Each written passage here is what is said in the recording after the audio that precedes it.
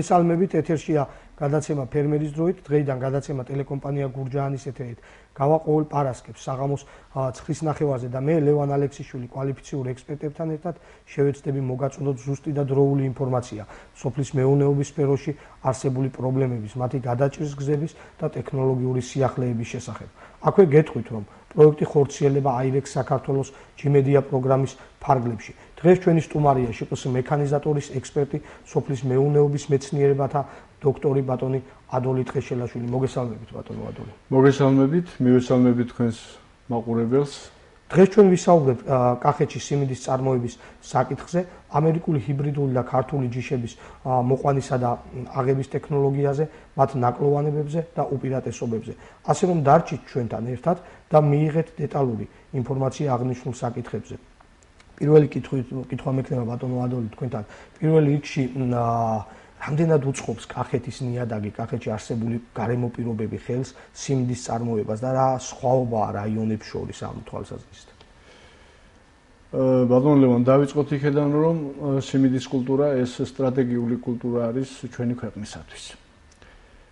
მე ვიტყოდი, რომ შეიძლება ცოტა დაგვიანებით, მაგრამ დღეს მდგომარეობით სახელმწიფო მიდგომა ამ კუთხით არის მისასალმებელი, მაგრამ აქვე უნდა დავძინოთ, რომ ზოგიერთი საკითხები მაინც მოითხოვს გარკვეულწილად დაზუსტებას და სწორი ინფორმაციის მიწოდებას ჩვენი ფერმერებისათვის და სოფლის მეურნეობის მუშაკებისათვის. ეს სწორი ინფორმაცია რაში გამოიხატება? რა თქმა უნდა, უდიდესი მნიშვნელობა აქვს ჯიშს და ჰიბრიდებს. თავად გენურთვისებებს ალბათ.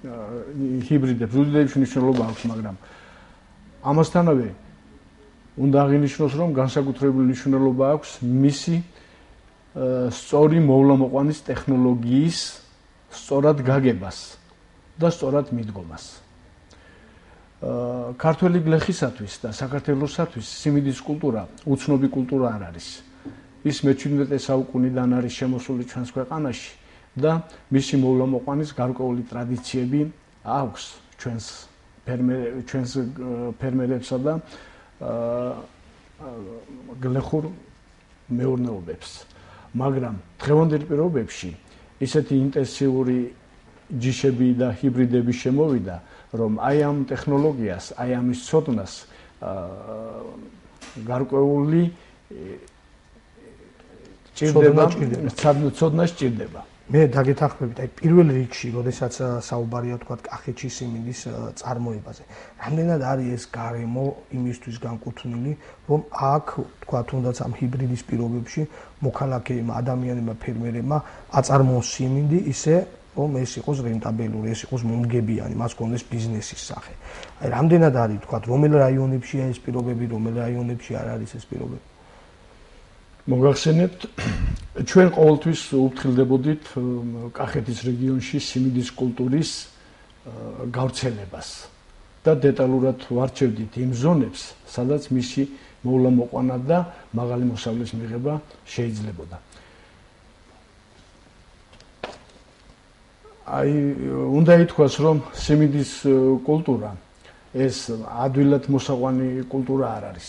ერთადერთი მოსავლიანობის გამსაზღვრელი ძირითადი ფაქტორი ერთადერთი არის მორწყვის სისტემა. ეს სად არის, სადაც თქვა მორწყვა ნაკლებად არის საჭირო, რომელ რაიონებზე შეგვიძლია ჩვენ აქცენტის გაკეთება?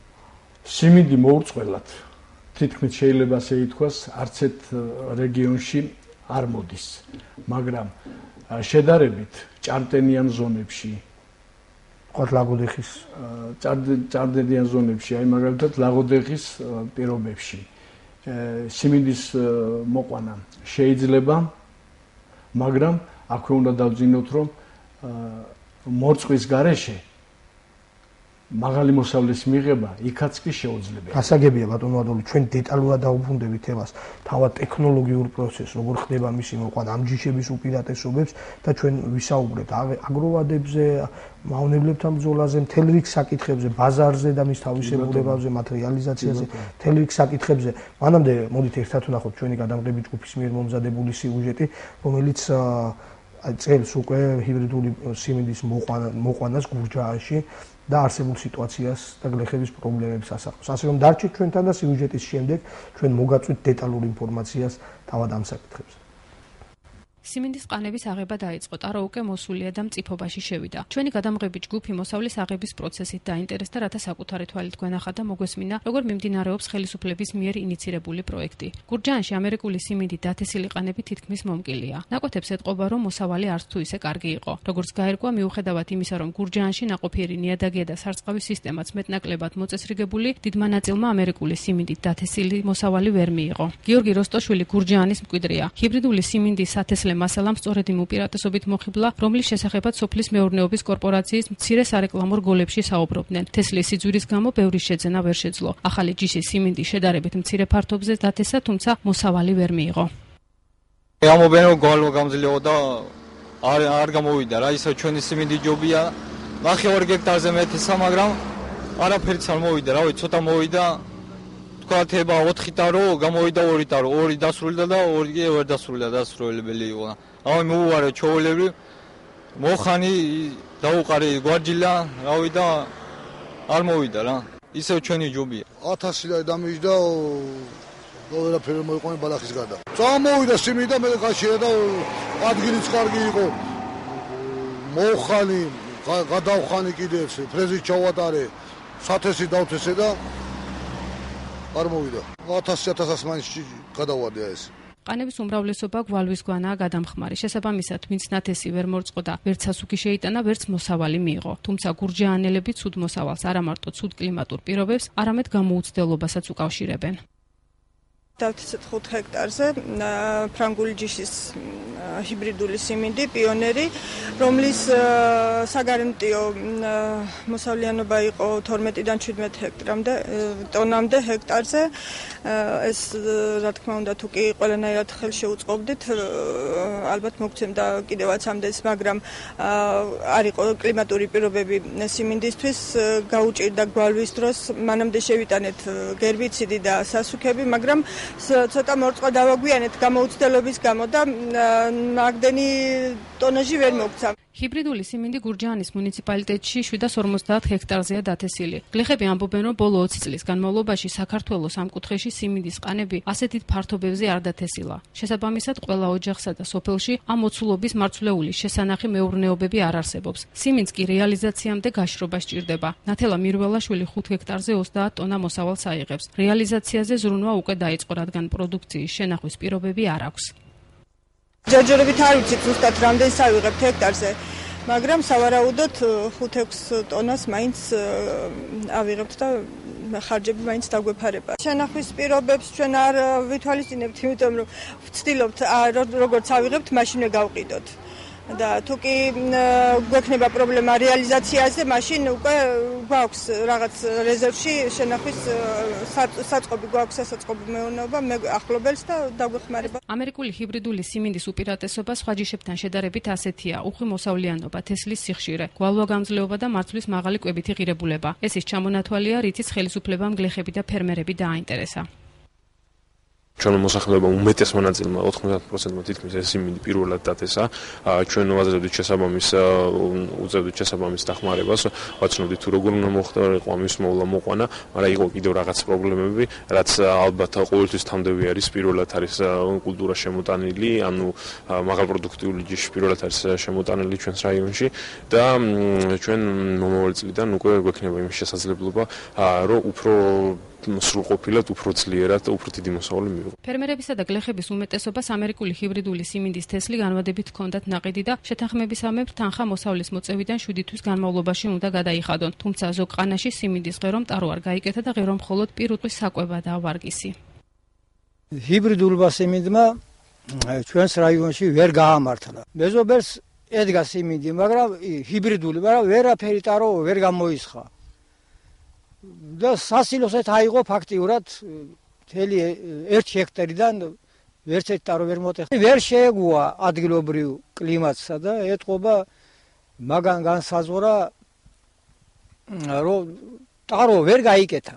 და რის დამადასტურებელი ფაქტი ახლა ადგილობრივი ჯიში, ადგილობრივი სიმინდი. აი აქვე ჩანს ყანა სიმინდისა, რომელსაც ჩვენი რა თასხიათ არო. ფერმერთა მომსახურების გურჯაანის სერვის ცენტრის დირექტორი იოსებ ძმანაშვილი ამერიკული ჰიბრიდული სიმინდთან წარმოქმნილ პრობლემებს მარცვლეული კულტურის მოვლის უცოდინრობას უკავშირებს.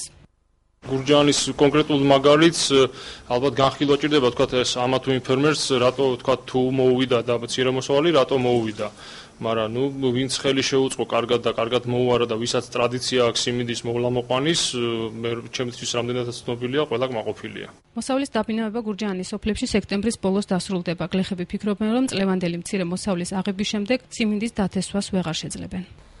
ჩვენ კვლავ ეთერში ვართ და ერთად ვნახეთ ჩვენი გადამღები ჯგუფის მიერ მომზადებული სიუჟეტი. აი ბატონო, დეტალურად იყო რაღაც პრობლემები, რაც წელს აი ამ ამერიკული ჰიბრიდული ჯიშის სიმინდის მოყვანას ახლდა თან. აი გლეხები საუბრობდნენ, რომ ვერაფერი ვერ მივიღე, ამბობენ, რომ გვალვა გამძლეაო და მეც დათესვა არ მორწყა და ვერ მიიღო, თქვათ ის მოსავალი. პირველ რიგში რასთან გვაქვს პრობლემა? არ შეიძლება რომ უბრალოდ ამ ტერიტორიაზე დაითესოს სიმინდი, თუ სათანადო ცოდნა და პირობებია საჭირო? უფრო მეტად მე ვთვლი, რომ სათანადო ცოდნა და პირობებია საჭირო. ჩვენ ვერ დავაბრალებთ ხელაღებით, დავუშვათ, რომ როგორც სიუჟეტში ვნახეთ, ჰიბრიდული სიმინდის დავაბრალოთ ეს მოუსავლიანობა. მე უფრო მეტად ვთვლი ამას იმ არ ცოდნით, იმ აგროტექნიკური პროცესების არ ცოდნით, რაც ხდება ამ შემთხვევაში. მაშინ იქნებ ჩვენს მაყურებელს ახლა დღეს გავაცნოთ, როგორია აგროტექნიკური პროცესი თავად ამ ჰიბრიდულ სიმინდთან მიმართებაში. როდესაც წესავს ამ ამერიკულ ჰიბრიდულ სიმინდს, აი რა უნდა იცოდეს, როგორ უნდა აწარმოოს დეტალურად მან ეს აგროტექნიკური პროცესების გაცნობამდე მე ერთი რაიმე უნდა ვთქვა. და მე არასდროს არ მომწონდა ის ინფორმაციები, როდესაც ჩვენ სანამდე პიონერი შემოვიდოდა ჩვენს ქვეყანაში, ჩვენ გამოცდილება გქონდა, რომ მანამდე შემოდიოდა იუგოსლავური ზემოპოლის ინსტიტუტის ჰიბრიდები ჩვენ ქვეყანას და ჩვენს რეგიონებს, ამის გამოცდილება არ აქვს. ეს არ არის პირველი, რომ დავუშვათ ამერიკული ჰიბრიდი პიონერი შემოვიდა და ამით რაღაც გაუგებრობა იყო.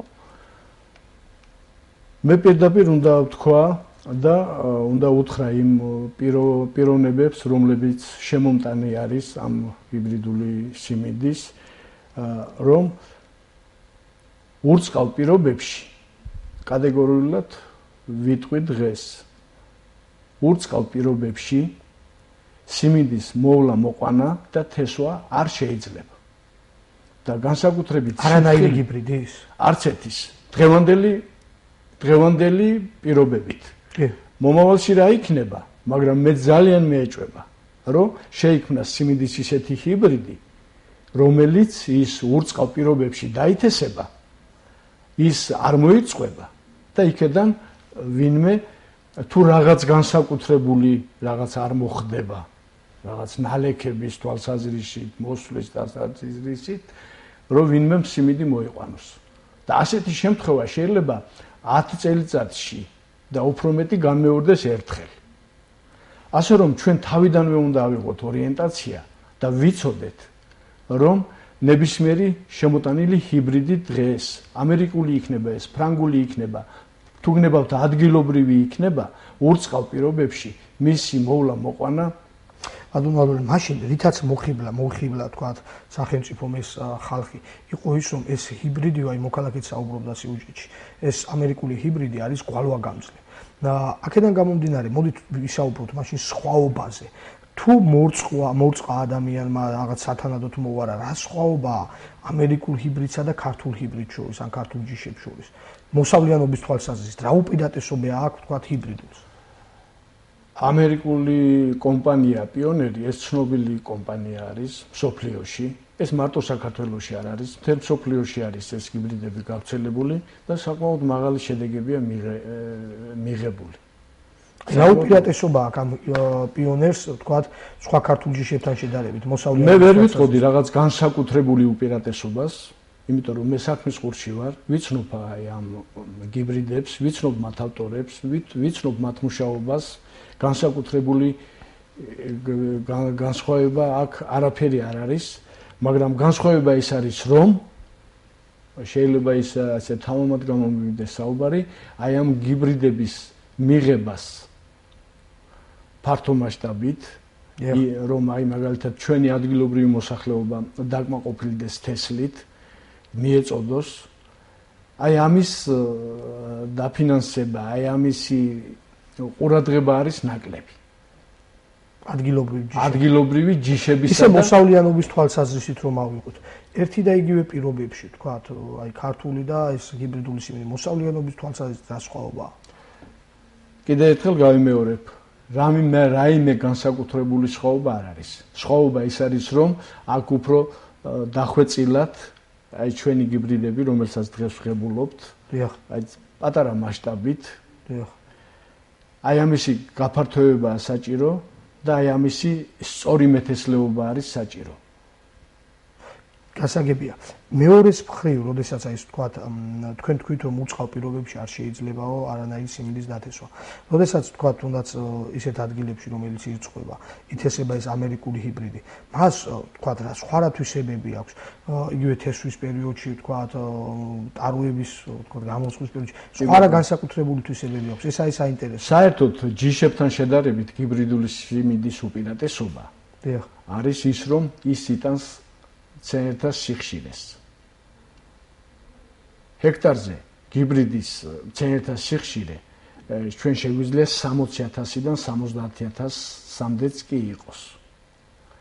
და აი ამ შემთხვევაში მისი უპირატესობა არის ეს, რომ ცენერთა დგომის ხარჯზე, ტაროს რაოდენობის ხარჯზე, რა თქმა უნდა, შესაბამისად ვღებულობ და ეს იდენტურია როგორც ქართულ, ისე ამერიკულ ჰიბრიდებში. კი. ეს არის იდენტური სფერო. მეორე ძალიან მნიშვნელოვანი საკითხია ჩვენ მაყურებელს მივაწოდოთ ინფორმაცია, როგორ შეიძლება იწარმოოს თავად ტექნოლოგიური პროცესი, რომ მიიღოს მაქსიმალური მოსავალი. კი ბატონო. საერთოდ ამ კუთხითაც მე ბერჯერ შემხვედრია და ჩვენთანაც მოსულან ფერმერები კონსულტაციაზე და დავიწყოთ იქედან ნიადაგის დამუშავებიდან.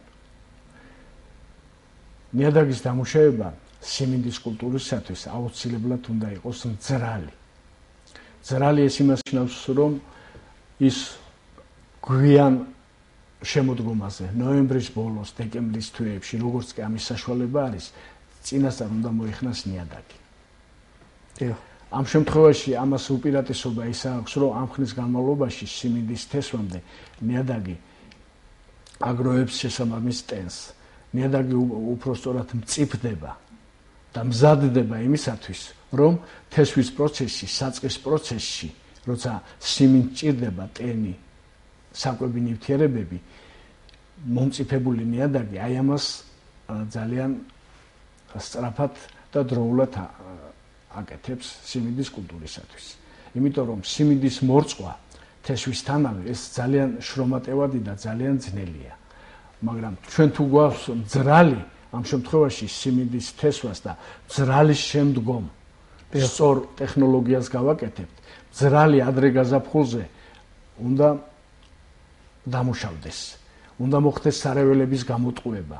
აი ამ უნდა ვიცოდეთ ნიადაგის დასარევლიანების ხარისხი, პროცენტი და ამის შესაბამისად ჩვენ უნდა მივიღოთ ღონისძიება, იქ მასობრივი ჰერბიციდია საჭირო, ნიადაგური ჰერბიციდია საჭირო. თუ ეს დასარევლიანების პროცენტი არ ვიცით, აი ჰერბიციდების გამოყენების ანუ იქაც შეიძლება შეცდეთ. იქაც აუცილებლად ცდებით და თუ ჩვენ მაგალითად ამ კუთხით არ მიუდექით და სიმინდის თესვამდე სარეველა განვითარდა სწრაფად, ჩვენ უკვე მე ეს პროცესები დაგვიანებულია. ჩვენ უკვე ვეღარ ვასწრებთ.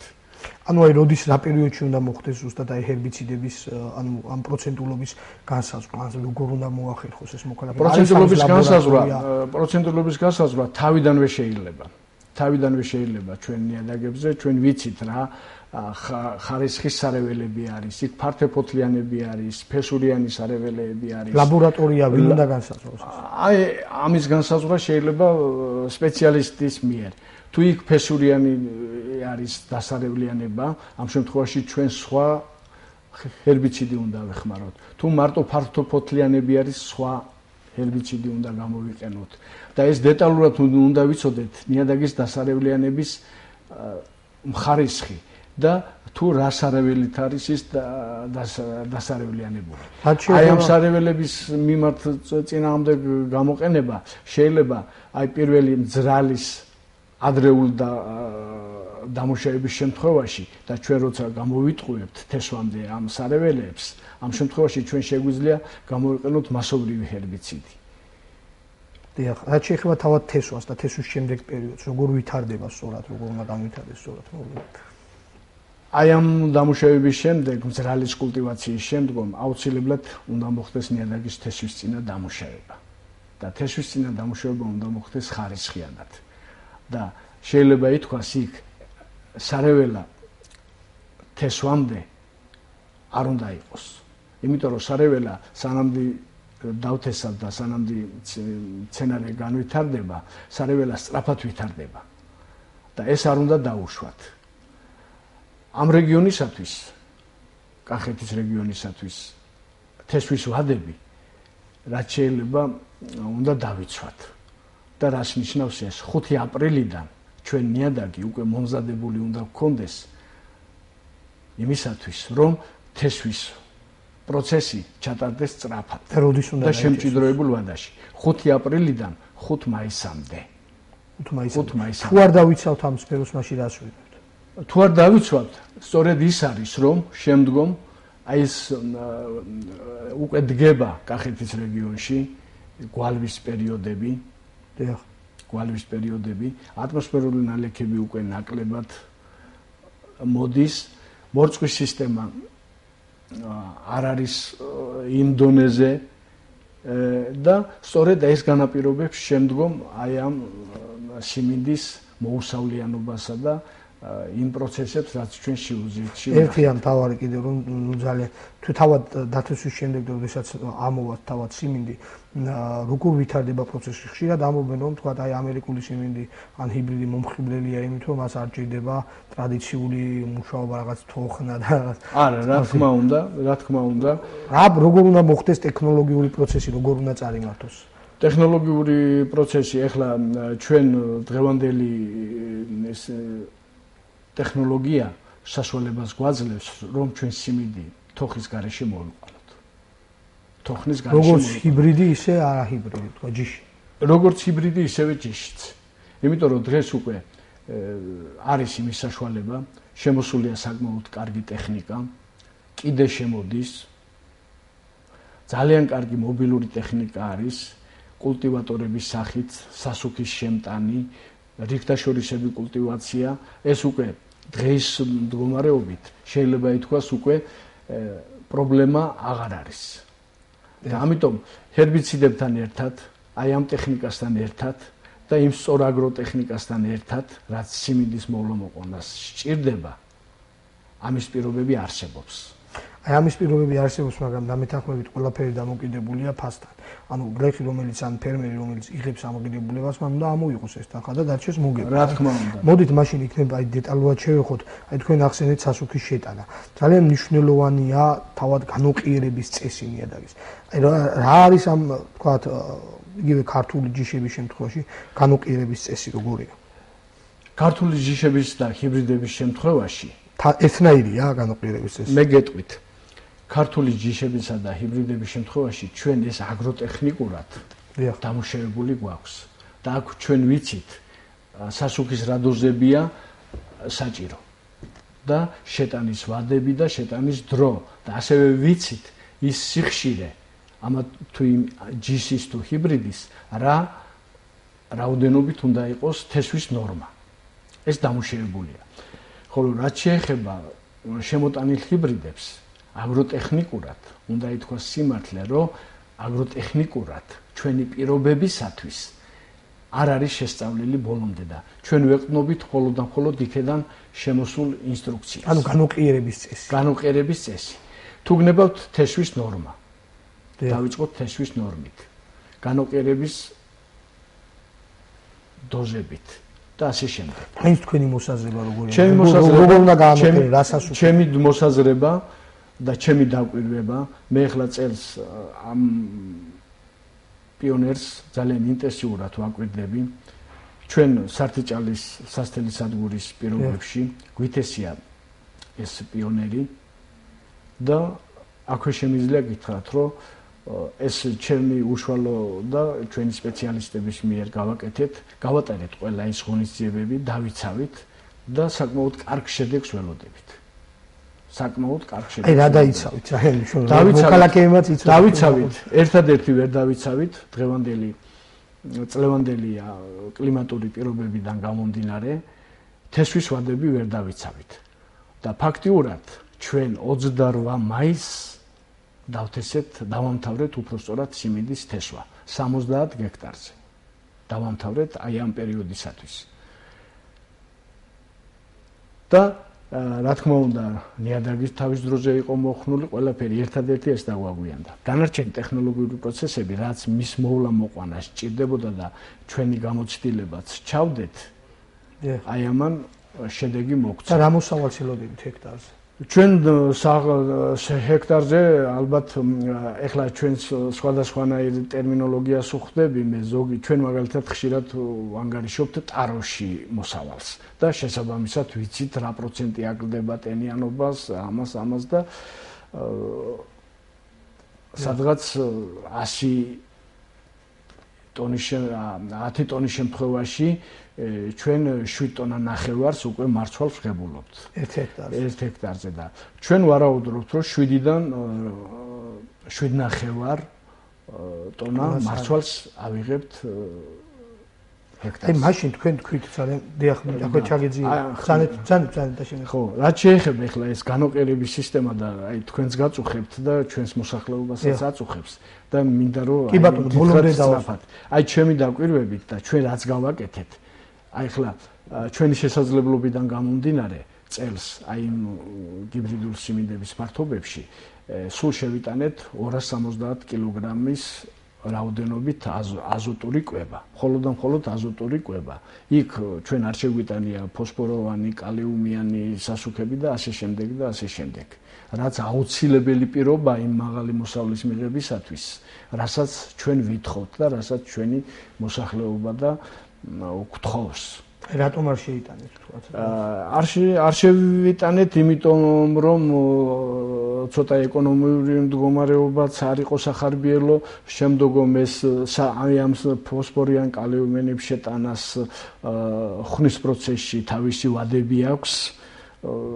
ეს ძირითადად ეს ფოსფორიანი და კალიუმიანი სასუქები შედის ძირითად ხნაში. აი წერან მე რო ვახსენე მძრალად ხნის დროს. შემოდგომის. იმიტომ რომ ეს ძნელად ხსნადი ფორმები არის, სასუქების ძნელად ხსნადი ფორმებია და იმან უნდა განიცადოს მინერალიზაცია ნიადაგში და შემდეგ მზა ფორმით უნდა მიეწოდოს მცენარეს.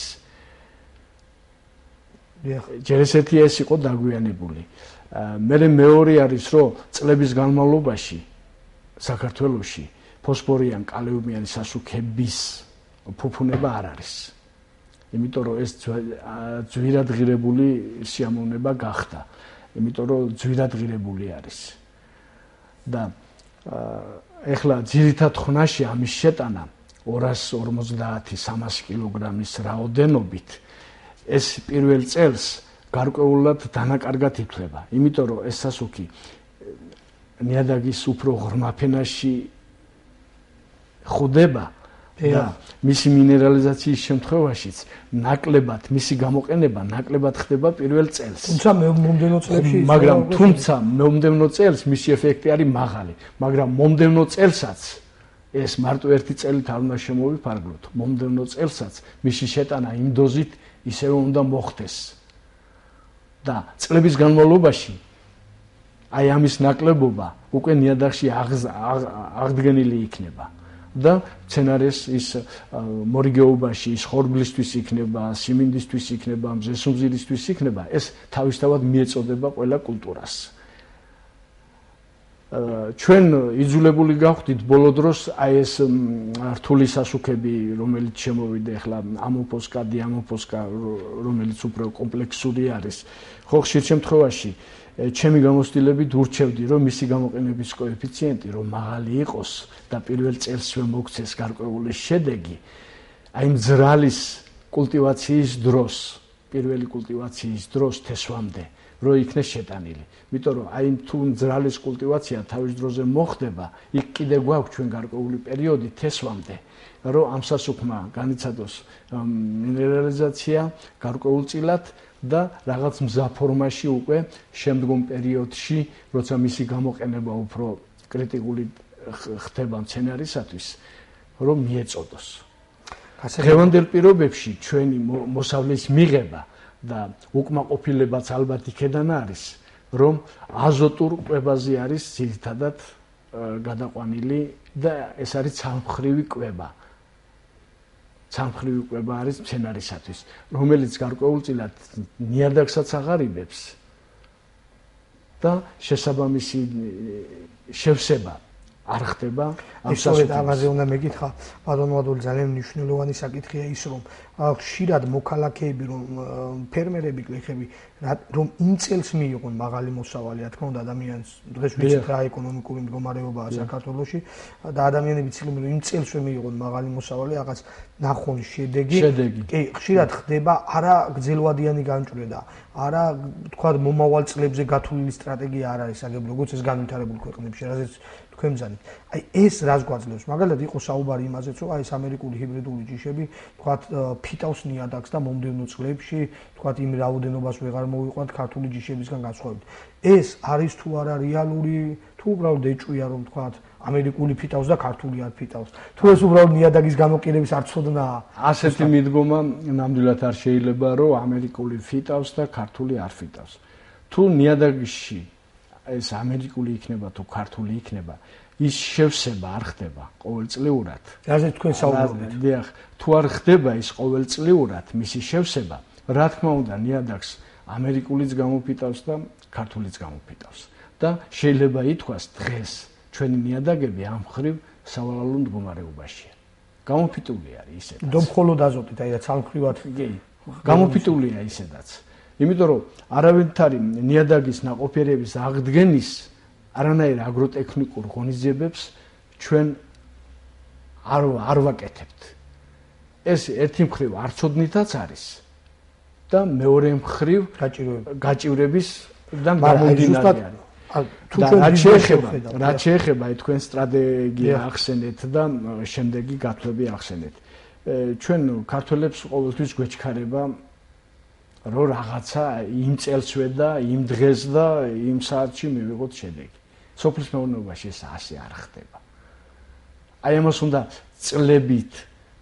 წლები ჭირდება და აქ ჩართული უნდა იყოს ნიადაგის ნაყოფიერების აღდგენის, სარეველებთან ბრძოლის ღონისძიებების კომპლექსური სისტემა. ზოგიერთმა აიღო რომ გადავიდნენ მარტო ჰერბიციდების გამოყენებაზე. კი ბატონო, არის დღეს ისეთი ჰერბიციდები, რომლებიც მართლაც გვაძლევს გარკვეულ შედეგებს, მაგრამ უნდა ითქვას, რომ გარკვეულწილად მათი არასწორი, ხშირ შემთხვევაში არასწორი და ინტენსიური გამოყენება გარკვეულწილად მაინც აბინძურებს ჩვენს გარემოს. აბინძურებს გარემოს. ამიტომ ჩვენ აქ ფრთხილი უნდა ვიყოთ. ჰერბიციდების გამოყენება აუცილებელია, მაგრამ ჰერბიციდებთან ერთად ჩვენ უნდა ჩავთვალოთ ის აგროტექნიკური ღონისძიებები, სარეველებთან ბრძოლის, ნიადაგის ნაყოფიერების აღდგენის ის სისტემები, რაც შეიძლება ითქვას, ჩვენ დამუშავებული გვაქვს. ესენი თაროებზე დევს და დღეს მისი აგიტაცია, პროპაგანდა, რეკომენდაციების გამოშვება და მიწოდება რატომღაც შეჩერებულია. მე ვფიქრობ, რომ ის დამუშავებული საკითხების დღეის მდგომარეობით დააკმაყოფილებს ჩვენი ფერმერების მოთხოვნას ამ კუთხით ცოდნაში, რაც გვაქვს, მაგრამ გაჩერებაც არ შეიძლება. ჩვენ ინტენსიურად უნდა მუშაობდეთ კიდე აი ამ პროცესებზე.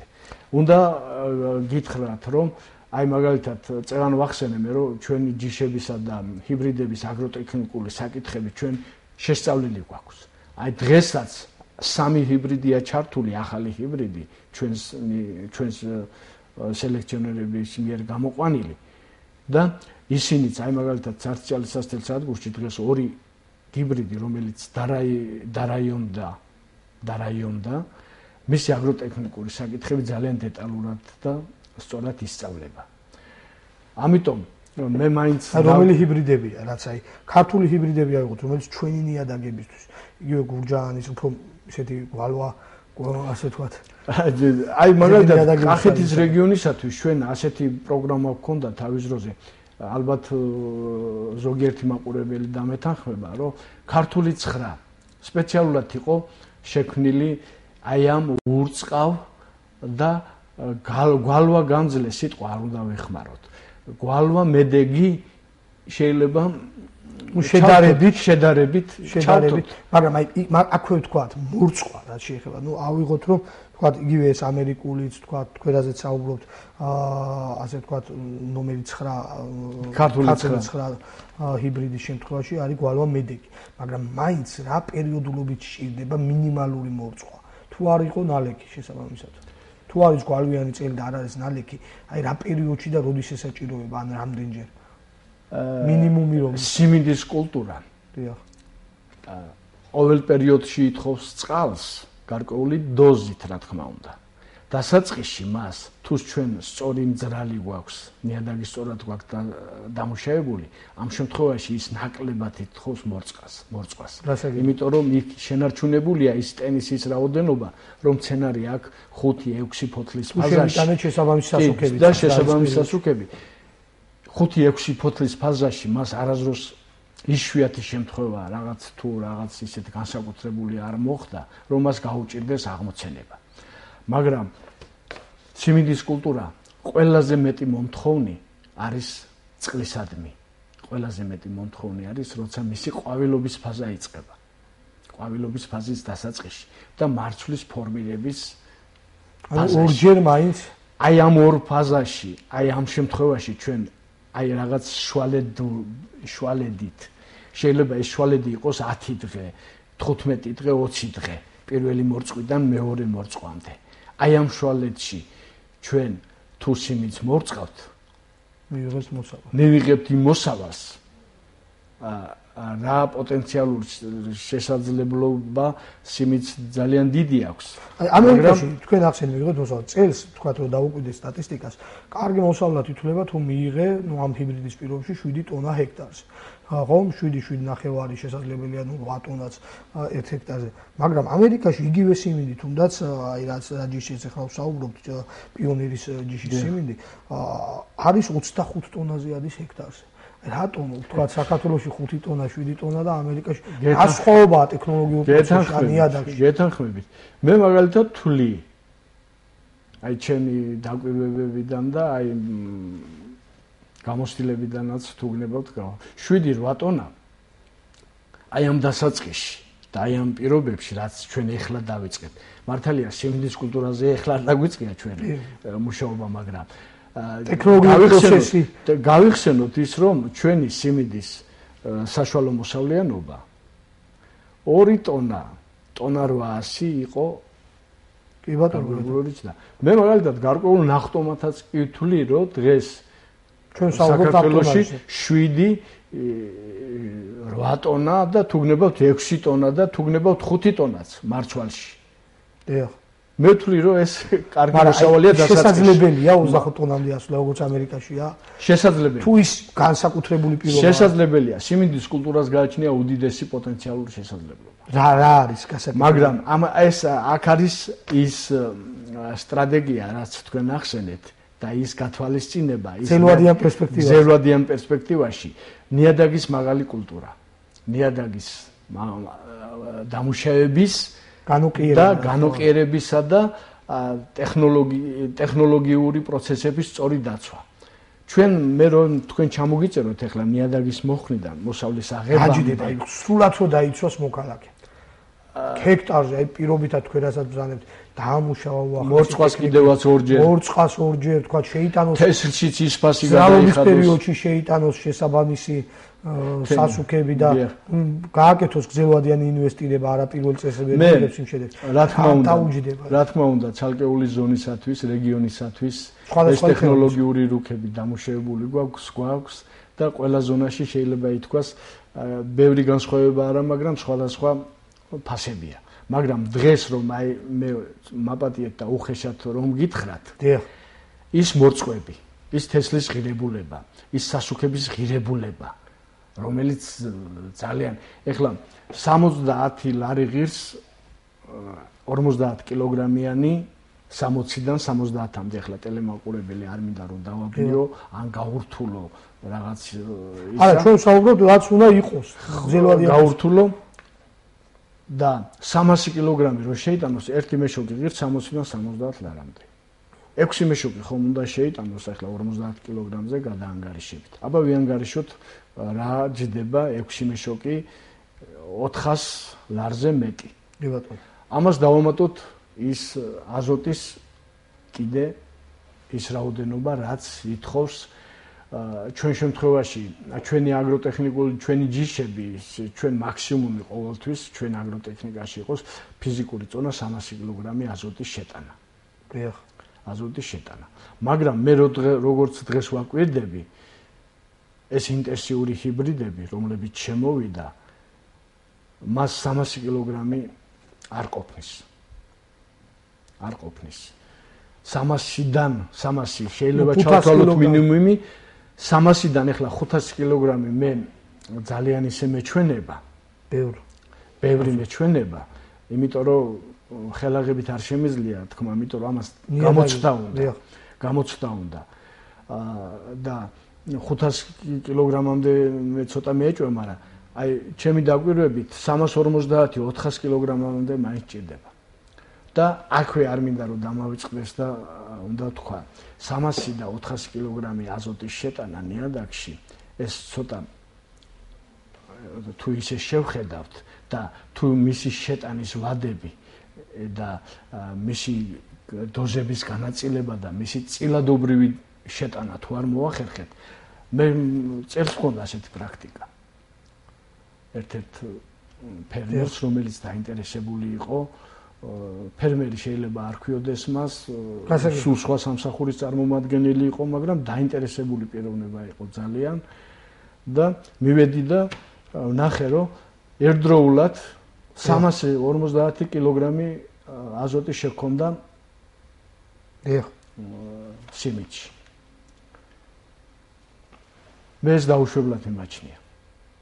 და მე უნდა უთხრა ჩვენს მაყურებელს, რომ მართალია გარკვეულწილი გამოცდილება ჩვენ ამაში გვაქვს და ალბათ დაგვიჯერებენ სიმინდის თესვაში, აი როცა 300 და 400 კილოგრამზეა საუბარი შეტანა და ამის საშუალება აქვს გლეხს და დაინტერესებულია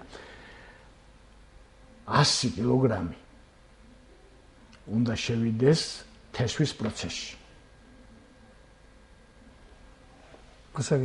რომ აი თავიდანვე მცენარეს მივცეთ სიძლიერე, კვება, სასტატო დოზას ვეძახით ჩვენ ამას. მართალია სარეველას გაუწიოს არა, კი სარეველა ის აზოტი სარეველასაც ანვითარებს. სარეველასთან უნდა ვებრძოლოთ სხვა მეთოდით.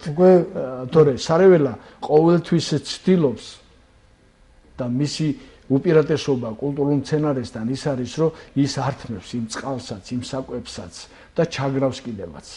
ამიტომ მე წერან კომბინირებული მიდგომა საჭირო და მე წერან ხაზი იმიტომ გავუსვი, რომ დასარევლიანების, ნიადაგის დასარევლიანების და რა სარეველები გვაქვს, რითაა დასარევლიანებული, ეს უნდა ვიცოდეთ და აქედან გამომდინარე უნდა შევარჩიოთ ჰერბიციდების ის სახეები, რომელიც ყველა ერთი ჰერბიციდი მასობრივის გარდა ყველა სარეველაზე არ მოქმედებს. არის კიდე მეორე უყიდურესობა, რა ჯდება, ისე მოკლედ ვიყო და უბრალოდ გასაგებია ეს პროცესები რომ დავიწყო. აი მე წერან აღარ დავამთავრე, მე არ მინდა რომ შევაშინო ჩვენი მაყურებელი, მაგრამ წერან უთხრა სიმართლე 2000 ლარი გრუბად ვეუბნები დღევანდელი აი ამ სასუქების ღირებულებიდან გამომდინარე ჰერბიციდების გათვლილი იყო 1200 ჯდებოდა 1 ჰექტარი. კი ბატონო, ჩვენ გათვლილი ქონდა 600 ლარიც გვიჯდებოდა და 700-იც. კი ბატონო. მაგრამ წელს აი ამ ბოლო წლებში განსაკუთრებით სასუქების მაღალმა ღირებულებამ, ჰერბიციდების ღირებულებაც არ არის დაბალი. კი ბატონო. მაგრამ ის თუ 10 ტონას აიღებს, უხეშად თქვა, წლების შემდეგ, უნდა გითხრათ, რომ 10 ტონას თუ აიღებს და ის 2000 ლარს დახარჯავს მოხნიდან მოსავლის აღებამდე, სიმინდის კულტურის უპირატესობა ეს არის, რომ ის ხარჯებს და ეს მომგებიანი კულტურა არის. იმიტომ რომ 10 ტონა და 7 ტონა მოსავალი ეს ცოტა არ არის. და თუ გნებავთ საბაზრო ღირებულებიდანაც, დღევანდელი საბაზრო ღირებულებიდანაც და ცოტა უკანას თუ დავიწევთ, იმ საბაზრო ღირებულებიდანაც თუ გამოვალთ, აქ მოგება არის. აქ მინდა ერთ პრაქტიკას გაუსვა ბატონო რაც მოხდა ამ ჰიბრიდული ჯიშების შემთხვევაში.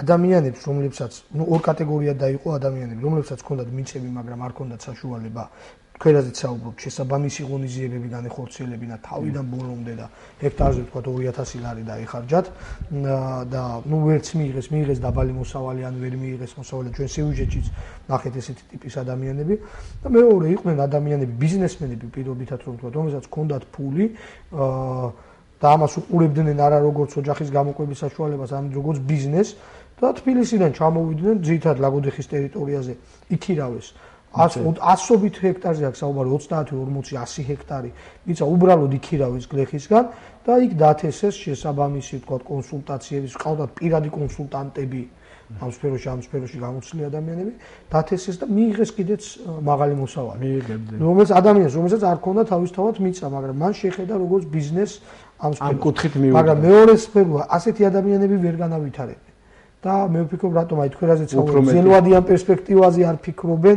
როდესაც ნაქირავებია ხო რა თქმა უნდა ის იმ წელს საჭიროა ფერმერული რაღაც მეურნეობის რაღაც კორპორაციების შექმნა ადამიანებს შორის რომ საკუთარ მიწებზე იფიქრონ ალბათ აქ ეს ცოტა შორტს აგვიყვანს ამ საკითხის ის მაგრამ ორიოდე სიტყვით მაინც გეტყვით რაღაც გაერთიანებები უნდა მოხდეს იმიტომ რომ ეს დანაწევრებული ნაკვეთები აი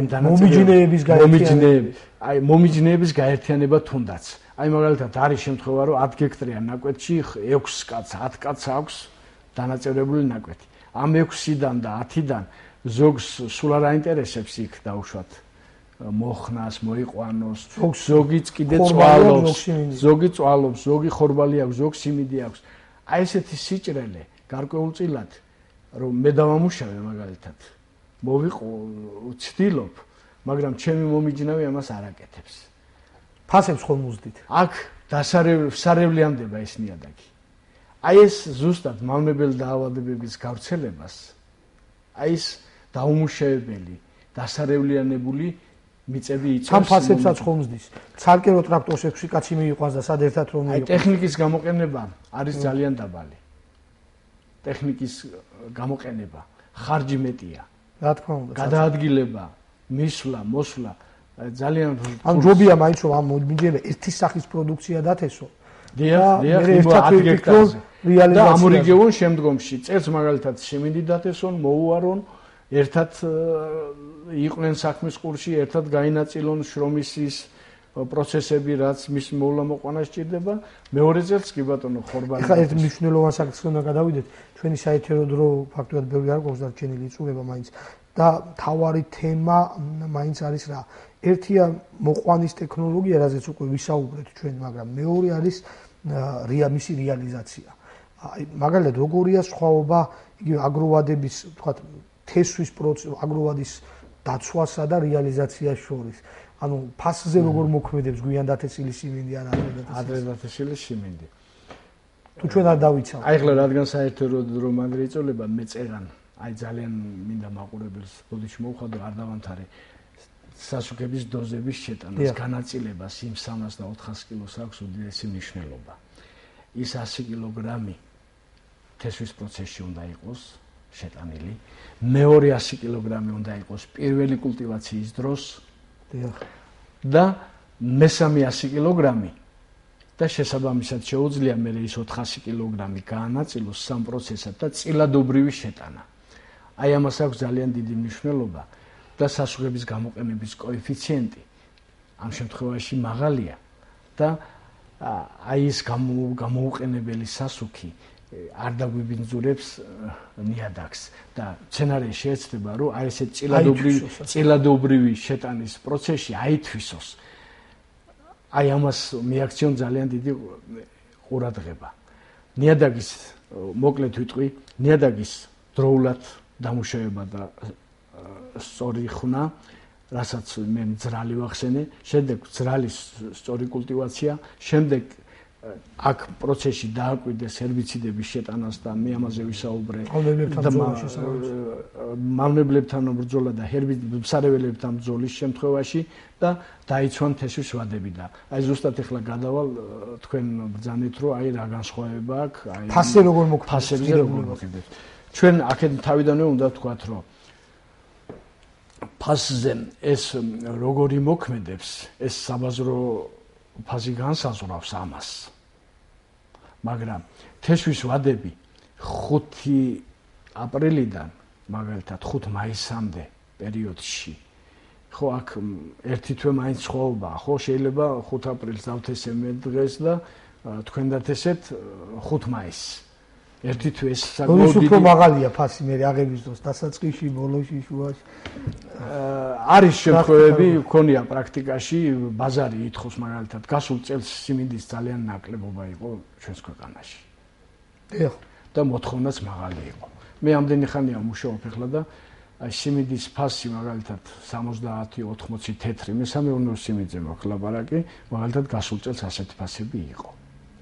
და წეგან აღნიშნე ამ ფასებს მაინც ბაზარი არეგულირებს. წელსაც ხომ დაფიქსირდა მსგავსი ფასები?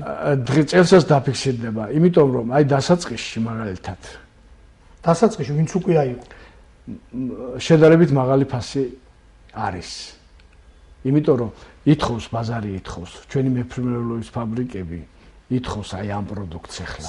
და 80 თეთრამდეც კი ავიდა ამის ფასი.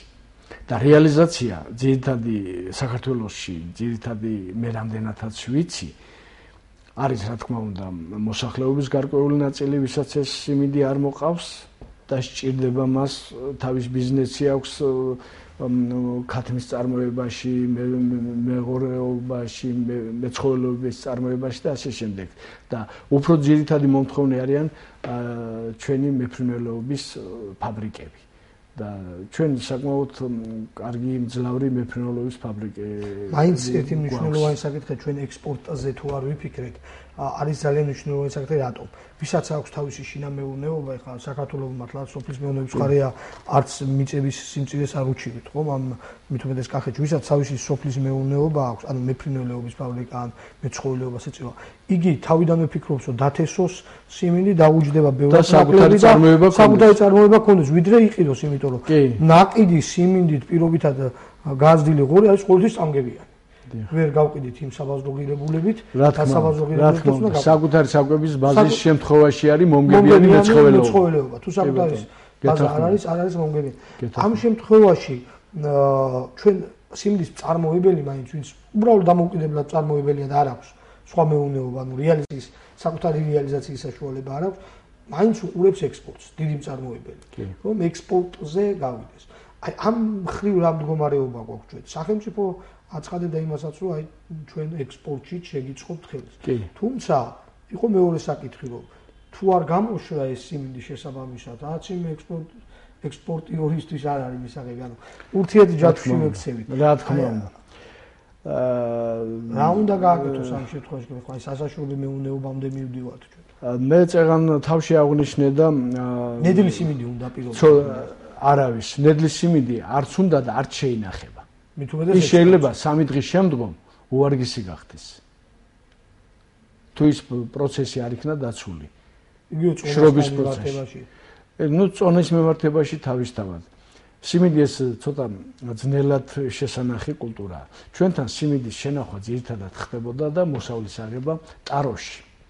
ტაროში შედარებით ბევრად ადვილია სიმინდის გამოშრობა და მისი შემდგომი მოვლა, ვიდრე მარცვალში აღების შემთხვევაში. და რადგანაც საქართველოში ახლა ძალიან ბევრ ფართობებზე დაითესა სიმინდი, მისი ხელით აღება ეს ძალიან შრომატევადი საქმეა. ტაროთი აღება თუ გნებავთ კომბაინებით, რომელიც შემოტანილია ჩვენთან, საკმაოდ კარგად იცდება, მაგრამ ტაროში აღების კომბაინები ცოტა დაბალი წარმომადგენლობისაა შედარებით. მაგრამ ეხლა შემოვიდა შპს მექანიზატორმა ძალიან ბევრ შრომობს ამ კუთხით, ძალიან იბრძვის, რა თქმა უნდა, სახელმწიფოც ხელს უწყობს ამ კუთხით, მაგრამ ძალიან ინტენსიური მუშაობა მიდის, რომ აი ამ ტენდერებში ამ ტექნიკის შერჩევა, აი ჩვენი პირობებისათვის რომელი უფრო კომბაინი რა ღირებულება რა ექნება, რომ აიღოს კომბაინით. თქვა არა იყოს აიღოს მარცვალში კომბაინი. კომბაინის ღირებულება 1 ჰექტრის დღეს 200 ლარამდე მერყეობს. ანუ ხელით აღებასთან შედარებას ვახდენია. ხელით აღებასთან შედარებით რა თქმა უნდა დიდი განსხვავება არ არის, მაგრამ ეს ისეთი შრომატევადი და პროცესია და სიმინდის აღება, როცა ასაღებ ფაზაშია, ის შემჭვიდროებულ ვადაში უნდა მოხდეს. თორე ახლა შენ თუ 2 თვე მოუნდი იმ სიმინდის აღებას ხელით და მე ცალკე ზიდე, მე ცალკე აშრე, ხო, ეს ძალიან უკვე ძვირად ეს ყველაფერი აისაღება იმაში ფასებში და ეს ყველაფერი აწვება პროდუქციას თავის მის თვითღირებულებას აწვება ეს. ამიტომ ჩვენ ახლა ამ კუთხით დღევანდელ მდგომარეობაში შეიძლება ითქვას ცუდად არ გამოვიყურებით. იმიტომ რომ არის ტაროში ასაღები მარცვლის კომბაინების შემოსულია და იხვეწება მათი მუშაობის პროცესი და არის კომბაინები, რომელიც მარცვალში იღებს. მაგრამ მარცვლის აღების შემთხვევაში ალბათ სახელმწიფოც ცოტა დაგვიანებით არის, მაგრამ მე მგონი საქმის ყურში ვარ, უკვე მალე დამთავრდება დასავლეთში ასეთი დიდი საშრობი, ლაგოდეხის რეგიონში უკვე მთავრდება და მიიღებს პროდუქციას სასაშრობო მეურნეობასთან. ჩვენ გადაცემას მაყურებელს შევთავაზებთ დეტალურ გადაცემას თვითონ სასაშრობო მეურნეობებზე, მაგრამ აქ იყო მთელი ეჭვები იყო გამოთქმული, ეს სასაშრობო მეურნეობა რაღაც თანხის ფასად კი არ შეუნახავს მოქალაქეს სიმინდს მის რეალიზაციამდე, არამედ დაბალფაში თვითონ შეიძენს. ესეთი ეჭვებიც არსებობდა. რომ დაბალფაში შეიძენს თვითონ და თვითონ გააშვებს, თვითონ გაყიდვის. მე პირადად მაგაზე სრულ პასუხს ვერ გაგცემ. ამაზე ჩვენ ცალკე გავაკეთებთ. ვერ გაგცემ სრულ პასუხს, იმიტომ რომ აი ამ შემთხვევაში მე მგონი უფრო სრული პასუხი მთავრობის წარმომადგენელმა უნდა თქვას ეს. ვინც აშენებს უშუალოდ ვინც აშენებს, იმან დეტალურად უნდა გააცნოს მოსახლეობას, მისი შეტანა რა დაუჯდება, მისი გამოშრობა რა დაუჯდება. ან პირადად შეისყიდის, ან თუ როგორ იქნება, ამაზე უფრო კომპეტენტურად. მაგრამ ერთი მთავარი, მოდი ჩვენ ვისაუბროთ, რაც ვიცით ამ ეტაპისთვის, რაც თქვენ იცით, უფრო სწორად სახლის პირობებში გაშრობაზე, აი ოჯახურ პირობებში, ან თვითონ ფერმერმა რო უზრუნველყოს გაშრობა. აი რამდენად კი ბატონო, რა ფართობის მე წერან აღვნიშნე, რომ ტაროში შენახვა შედარებით უფრო ადვილია. დიახ. მას აუცილებლად ჭირდება მშრალი ადგილი. იქ ტენი არ უნდა იყოს. ჩვენ ძირითადად აი სათესლე მასალას მარცვლის პირობებში შენახვაზე. მარცვლის პირობებში შენახვა აუცილებლად მნიშვნელოვანი არის მიაქციოს ყურადღება იმას, რომ კომბაინმა აღების პროცესში, კომბაინურ მარცვლის აღების პროცესში ტენიანობა არ უნდა აღემატებოდეს 20-დან 22% მარცვლის აღების შემთხვევაში. ტაროს აღების შემთხვევაში უფრო მეტ იტანს 28-დან და 30%-მდეც რო იყოს ტენიანობა მარცვალში, ტაროში. ხო ეს იტანს და შეინახება, მაგრამ ყველაზე მეტად საფრთხილო არის მარცვალში მისი შენახვა. იმიტომ რომ ის საკმარისია, რომ ის გული სადაც სამარაგო ნივთიერება და ის არის ოდნავ გაშავდეს, იქ პობის პროცესი უკვე დაწყებული არის. თვითონ გაშენა რა შეეხება? აი თქვენ ეს ახსენეთ აღების დროს ტენიანობის შემოწმება, მაგრამ არის მეორე რომ თქვა ბეღლებს ასაც ვეძახთ პირობითაც სადაც შეგვიძლია ჩავყაროთ 5 ტონა სიტყვაზე და კი ბატონო, ტარო შეიძლება მარცვლის პირობებში გულისხმობ. შეიძლება ასე შენახვა, თუ უნდა გაიშალოს რამე მარცვლის პირობებში შენახვა ეს უნდა მოხდეს სასურველია დახურულ ღია ფარდულებში, სადაც ჰაერიზაციის პროცესი არის უფრო მეტი და მისი დაყრის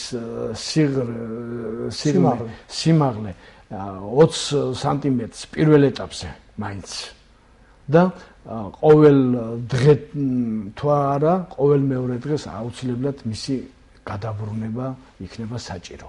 პირველ ეტაპზე ის ძალიან სწრაფად კარგავს იმ ჭარბტენს პირველ ეტაპზე, რაც მას შემოყვა. დამხელა ეს პირველი ეტაპი რა ვადაზე გულისხმობთ. აი დაახლოებით 20% როცა არის ეს ტენიანობა 22% მარცვლის აღების შემთხვევაში ის როგორც მარცვალი უკვე შეგვიძლია შევინახოთ საყვაროთ მეშოქში როცა მისი ტენიანობა 14%-ზე დავა. თუ უფრო ნაკლები იქნება უკეთესია, მაგრამ 14%-ზე ზევით არ უნდა იყოს. და ის უკვე ჩვენ შეგვიძლია მოვათავსოთ სასურველმანამდე საჭიროა, მაგრამ მანამდე, სანამდე ის 5-6% არ აორთქლდება და არ გამოშრება სიმინდი, მას უნდა ძალიან დიდი ყურადღება და მოვლა. ანუ აი აქ იყო კიდევ სიუჟეტში ერთი მნიშვნელოვანი საკითხი, რომ ჩვენ ვცდილობთ და უმეტესობა ასე ცდილობს, რადგან აი დიდ ფართობს მოითხოვს, დიდ ტერიტორიას მოითხოვს, დიდ შრომით რესურსს მოითხოვს. ავიღოთ პირობითად 10 გექტრის პირობებში, როდესაც 70 ტონა სიმინდი ადამიანმა აიღო, 70 ტონა სიმინდის მარცვლად 70 ტონა სიმინდის გაშრობა ვთქვათ. ხო? რა ფართობზეა საუბარი და რა შრომაზე და რა ადამიანს 70-100 ტონა, 50 ტონა სიმინდი საკმაოდ დიდი ფართობით ჭირდება იმს, რაზეც ჩვენ ვისაუბრეთ, იმ სიმაღლეზე გაშე ოჯახურ პირობებში. ამაზეა საუბარი, ჩვენ ვცდილობთ მაშინვე გავყიდოთ. ადამიანის საუბარი როგორც ავიღებთ, მაშინვე გავყიდოთ. არის მოთხოვნა ესეთ პროდუქტზე? აი მაშინ როცა ტენიანობა მყიდველი ამ შემთხვევაში რა უნდა უკეთოს? აკეთებს პრეტენზიას ტენიანობაზე, იმიტომ რომ როგორც მას უჭირს იმის შენახვა, ისე უჭირს მასაც. თუ არის მოწესრიგებული ფაბრიკები, ქარხნები, რომლებსაც თვითონ აქვს თავიანთი საშრობები, არის სპეციალური საშრობები, ბუნკერებში ტემპერატურა იზრდება და ისინი აკეთებენ ამას. მაგრამ ამ შემთხვევაში ის აუცილებლად იმ 5%-ს და იმას და ფასზე მაინც იმოქმედებს ის. ზონაში ის დაუკლებს იმ ფასს. ეს სასაშრობი მეურნეობები რაც შეიძლება, რა პრინციპით არის აგებული? თქვათ ამხელა რესურს ალბათ არ მოითხოვს ის და რაღაც იგი იქნება კონკრეტული პრინციპი, რითაც უფრო დანაკლები დანახარჯით გააშურებს თვითონ, ხო? თვითონ ოჯახურ პირობებში. არა. სასაშრობი მეურნეობა ოჯახურ პირობებთან შედარებით. არა, სასაშრობი მეურნეობა ეს რა თქმა უნდა, სასაშრობი ეს კომპლექსი და მეურნეობა სხვადასხვა მოდელია, სხვადასხვა ფორმა, მაგრამ პრინციპი ერთია.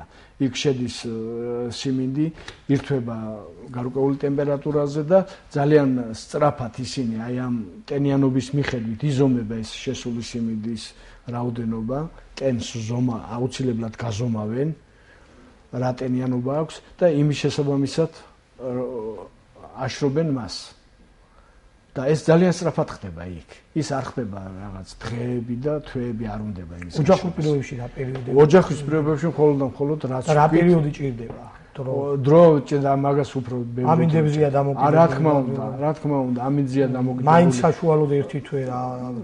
კი, დაახლოებით უნდა ვივარაუდოთ, რომ აი ის რაღაც მინიმუმამდე რო დავიყვანოთ 20 დღე, 25 დღე მაინც ყურადღების ქვეშ უნდა იყოს სერიოზული ყურადღების ქვეშ რომ არ გაუფუჭდეს. გასაგებია, დიდი მადლობა ბატონო, ჩვენი საერთოდ ფაქტურად ამოიწურა და ძალიან მოკლედ აი ბოლო რჩევა, თქვენი რჩევა. მომავალი წლისთვის ფაქტია რომ უკვე დაითესა აიღებენ და შესაბამისად გვიჩვენებს ბაზარიც რა ფასი ექნება, სად მოხდება მისი რეალიზაცია, მაგრამ თავად მოყვანასთან, წარმოებასთან დაკავშირებით აი თქვენი რჩევა ჩვენი მაყურებლისთვის ასე თქვა რა ჯიშ რომელ ჯიშს ურჩევთ უფრო, რომელ ჯიშს ურჩევთ და რა პირობებში, რომელ რაიონებშია მაინც მომხიბვლელი იგივე ეს სიმინდის დათესვა. მე მოგახსენებთ რომ და უნდა ვთქვა კიდე ერთხელ გავიმეორო. აი ძალიან ყურადღებით იყვნენ რომ არავის ჯერჯერობით, ნურავის ნუ დაუჯერებთ, რომ სიმინდი არის ისეთი, რომელიც ურწყავ პირობებში მოსავალს მოგვცემს. დათესავდა თავისით. დათესავს და თავისით მოვა. ესეთი რაღაცა უნდა გამოირიცხოს პირველ რიგში ჩვენი აზროვნებიდან. მომავალში მე მაშინაც აღვნიშნე, მომავალში თუ რაიმე შეიქმნება ასეთი. კი ბატონო, ჩვენ მაგის წინააღმდეგი არა ვართ, მაგრამ დღესდღეობით რაც ჩვენ გვაქვს, ამერიკულია ეს, ადგილობრივი არის, ფრანგული არის სიმინდი, რომელიც დაითესება, აქ უნდა იყოს გათვალისწინებული მისი მორწყვა. წყლის მიწოდება, განოყერების დოზები. ეს მაღალი მოსავალი ჰაერიდან არ ფორმირდება. ეს ჰიბრიდები არის მაღალ აგროფონს მოითხოვს. გასაგებია. მაღალ აგროფონს მოითხოვს, ნიადაგის სწორდამუშავებას მოითხოვს და იმ ვადებს დაცვას, ტექნოლოგიურად და კიდევ ერთ საკითხი მინდა გამომჩეს, იყო როდესაც ერთ-ერთი ჩვენი ტელემაყურებელთან საუბრის დროს, ბევრი მეკითხებოდა და მე საუბრებოდა ამ თემაზე, რომ მოსახლეობას ჰქონდა ეჭვი, რომ აი ამ თესლს შემოყვა ჭია და აი თქვა არის გაჩენილი ყანაში არ აქვს გვერდზე ქართულ სიმინდს, აქვს ამერიკულ სიმინდს ჭია. მაინც ეს არის უბრალოდ ეჭვი ჰაერიდან მოტანილი თუ აქვს რეალობასთან კავშირი, ან იქნებ მოქალაქემ არ იცოდა მისი დათესვა, მოვლა, ბრძოლა. ასე ნუ მიუდგებით, რომ ჭია შემოყვა. ეს გამორიცხული. ეს არა. ის საკმაოდ კარგად რა დაავადებებზეც ხდება სიმინდის შეწამლა. ეს მაღალ დონეზე ხდება. ყველა შემოსული, იმიტომ რომ ამას ეს კონტროლდება, მას თავისი სერტიფიკატი მოყვება, საბუთი მოყვება. ეს მაინც იყო სამედიცინოსათვის თამდევი დაავადებები არის. ავიღოთ გუდაფშუტებიდან, ჭიებიდან, მავთულაჭიებიდან, ხვატარიდან და სათანადო მოვლა მაინც თავი. ხო, აი აქ სათანადო მოვლა და აუცილებელი და მე გამომჩა და აი აქ აგროტექნოლოგიურ ღონისძიებებში აუცილებლად ყურადღება უნდა მიაქციოს ჩვენმა მოსახლეობამ და ფერმერებმა, რომ წინამორბედს აქვს ძალიან დიდი მნიშვნელობა კიდე. აი სიმინდის მაღალი მოსავლის მიღებისათვის ყველაზე საუკეთესო წინამორბედად ითვლება თავთავიანი კულტურები. ხორბალი პირობითად. ხორბალი, ქერი, შვრია. ანუ მონაცვლეობით უნდა ხდებოდეს. აუცილებლად.